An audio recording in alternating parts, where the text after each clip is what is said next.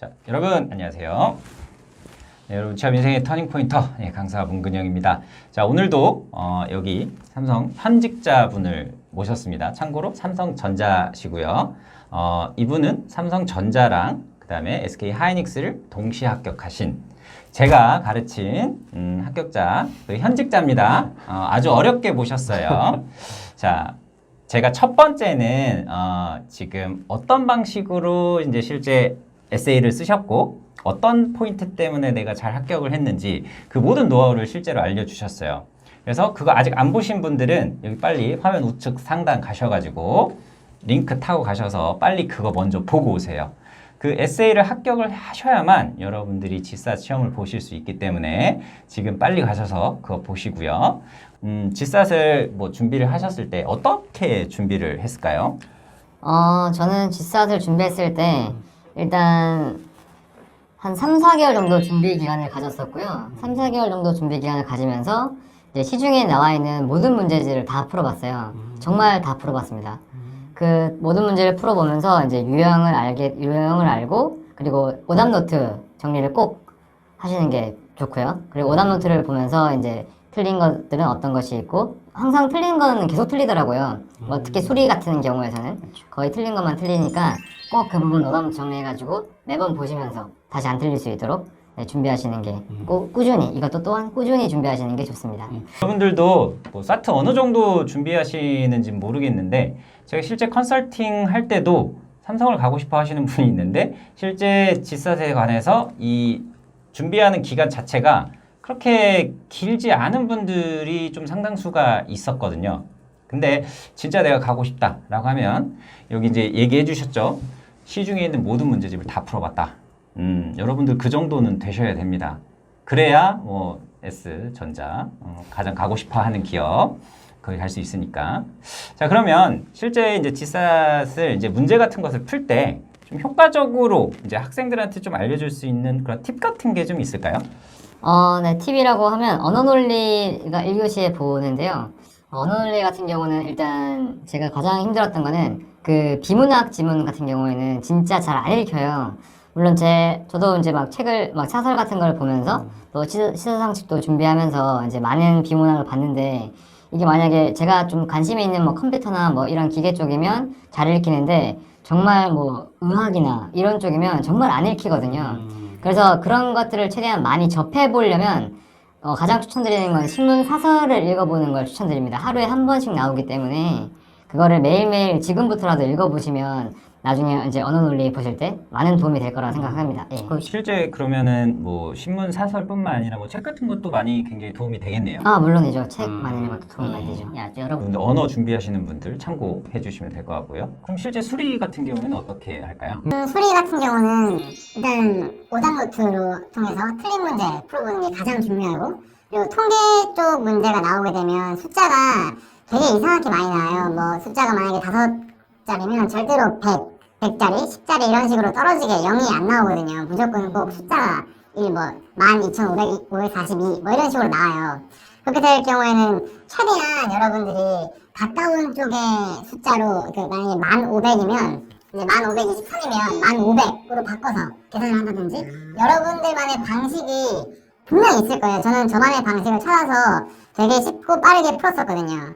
네, 그런 방식을 찾으셔서 수리를 푸시는 게 가장 좋아요. 지사 또 여러분 수리 부분은 오답 노트를 만드셔가지고 그거를 본인만의 방식으로 풀게끔 하면 아주 효과가 좋다고 하네요.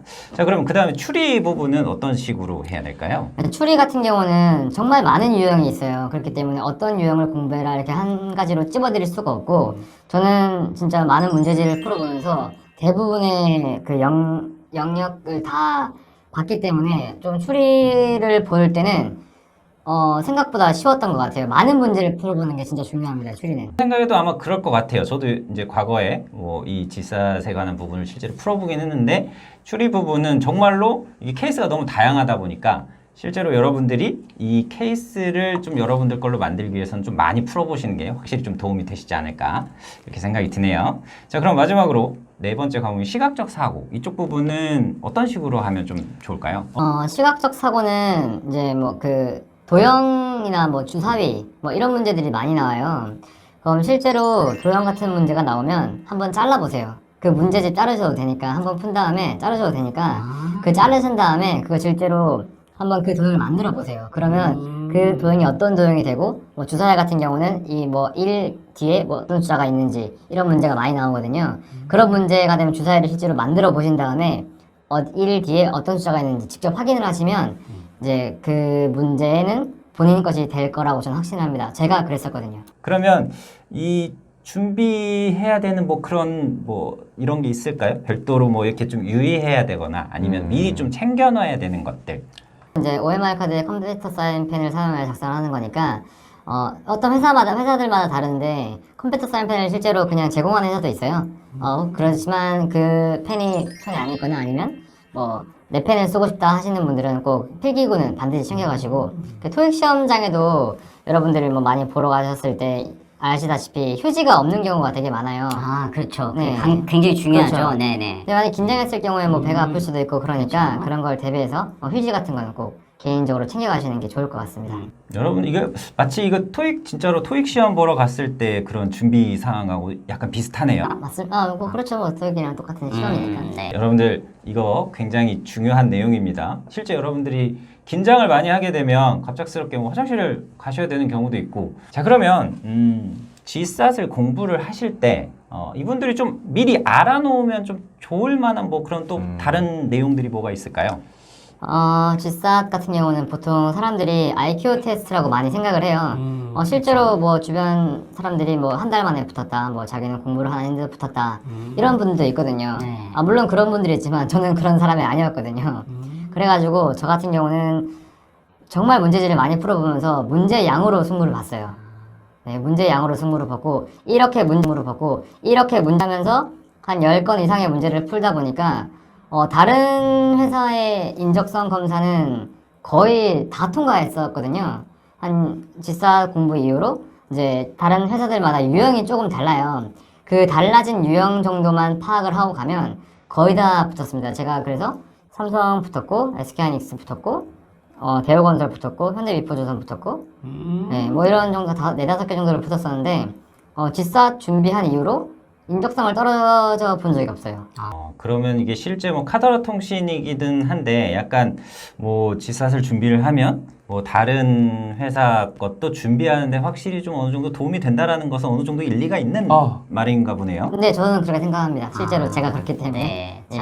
그러면은 아무래도 뭐 GSAT을 여러분들이 열심히 준비하시게 되면 다른 것도 마찬가지로 여러분들이 준비하실 수 있는 그런 효과를 누릴 수가 있으니까 이것도 굉장히 좋은 아이디어인 것 같습니다. 자 그러면 이제 마지막 부분에 이제 학생분들이 뭐 이런 뭐 카더라 통신 얘기를 또 많이 또 이제 궁금해 하거든요. 실제 이제 이런 부분에 대해서 어떻게 생각하고 있는지. 뭐 대표적인 게 GSAT 관련돼서는 GSAT을 뭐 3번 보면은 봐서 안 되면 그 사람은 삼성에 입사를 할 수 없다. 뭐 이런 얘기가 있던데 실제로는 어떤가요?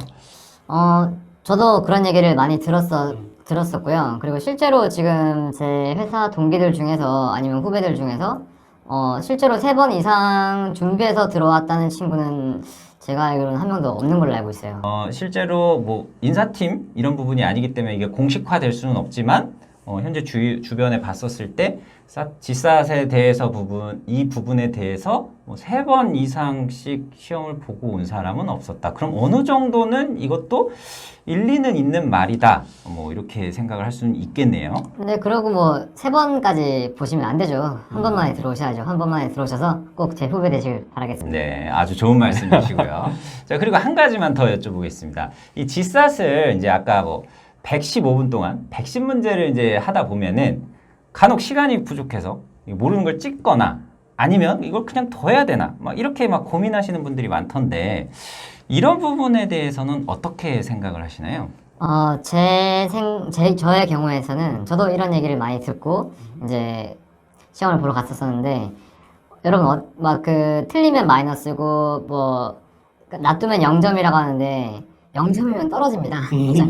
그렇기 때문에 만약에 정말 몇 문제 못 남기고 그만두셨으면 차라리 안 푸시는 게 맞고요.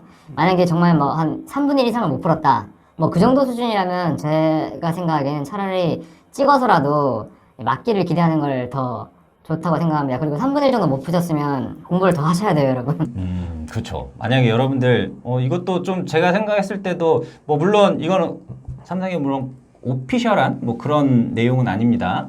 근데 실제 이제 현업에 계신 분이 뭐 얘기를 해주는 거니까 여러분도 만약에 몇 개 안 남았을 때는 뭐 제가 생각했을 때도 그냥 두는 게 나을 것 같아요. 이거는 뭐 토익처럼 뭔가 FM적으로 딱 점수라든지 이런 부분이 딱 정해진 것도 아니고 이런 부분에 대해서는 삼성에서 이렇게 오픈하거나 절대로 이렇게 뭐 시중에 제대로 나와 있는 정보들이 없거든요. 그러니까 이런 부분은 여러분들이 좀 감안을 하셔서 취사 선택을 좀 해 주셨으면 좋겠습니다.